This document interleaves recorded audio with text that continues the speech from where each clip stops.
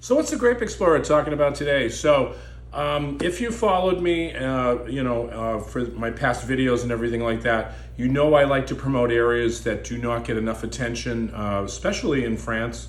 And, we start to talk about areas like Alsace, which I'm very passionate about. I've always explained that if you go into a wine shop and you see a selection of Alsatian wines, that usually dictates that the person who's in charge of the wines at the wine shop knows their stuff. Because guess what? These wines are not easy to sell, but you have to be passionate and you have to love fine wines to be able to sell these kind of wines. So I wanted to spend some time today with this producer because, this is a very interesting property. This is called Zeyssolff. They are located, as we had discussed earlier, close to Strasbourg. And we point out on the map all the way to the top here. But what this is a Grand Cru Riesling. In Grand Cru Riesling, and you can see distinctly, they tell you exactly, this is how you read a label here. You can see that it's called Zolzenberg here. And Zolzenberg is all the way to the top here. So Strasbourg is here and Zolzenberg is right here. So this is called the Route du Vin. So you're driving right through the Grand Cru vineyards here all the way down.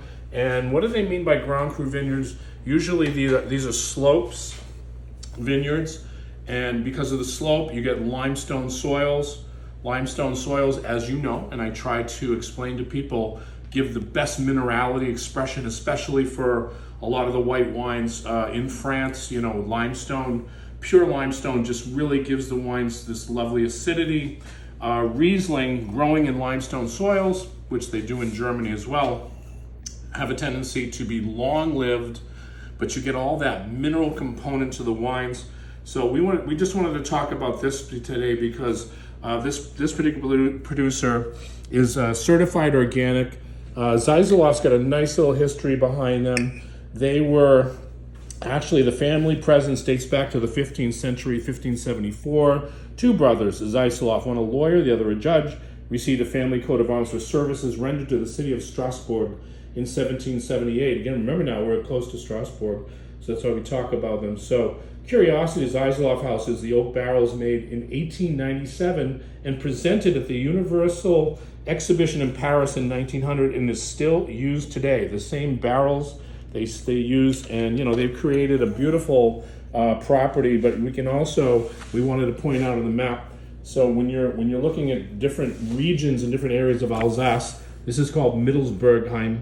And how we know Zolzenberg, because you can look at the top here, and this is a Grand Cru Sylvaner. Sylvaner is another grape that we'll talk about, but this is considered one of the best areas for that grape. And but we want to spend time today with Riesling because I think that this is the best of the grapes in Grand Cru vineyards, because again, that limestone. So when you smell this wine, you do smell a lot of that limestone. You do get a lot of that minerality. Now the Germans, when they make German wines, they talk about Riesling giving off a petrol smell. I know that might not sound like an interesting smell, but for people who identify really great wines, they look for that smell, because that's kind of tells them, wow, this is really special wine.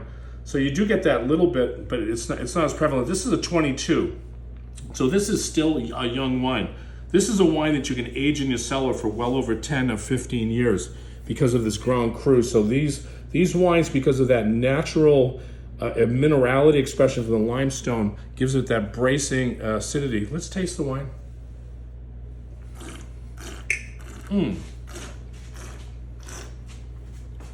Oh, that's lovely. And you can actually, it has that mineral tone, that salinity that I look for in what I consider great wines. And as we talked before, remember now, salinity is something, saline, as they say in French, has that salt. And of course, that comes from the soil composition, that limestone salt.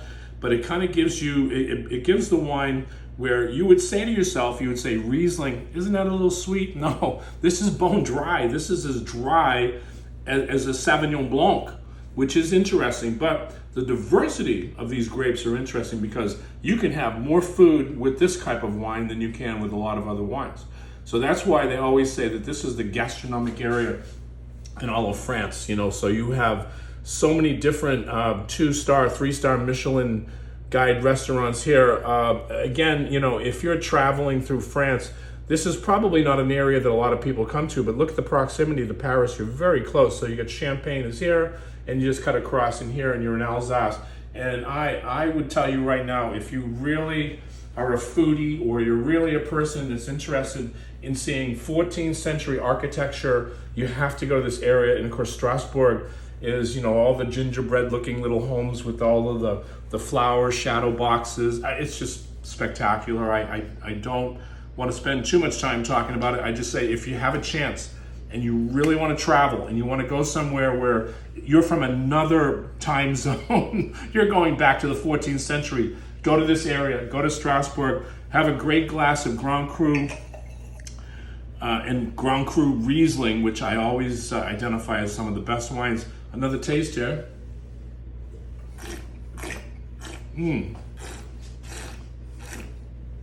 That's energy. You can feel the soil. It's like this penetrating kind of fruit that's just stone fruit that goes right through the fruit. Wow, this is great. Again, this is a Grape Explorer, always talking about really, really cool wines. And today we got one of the coolest wines in all of Alsace. Cheers.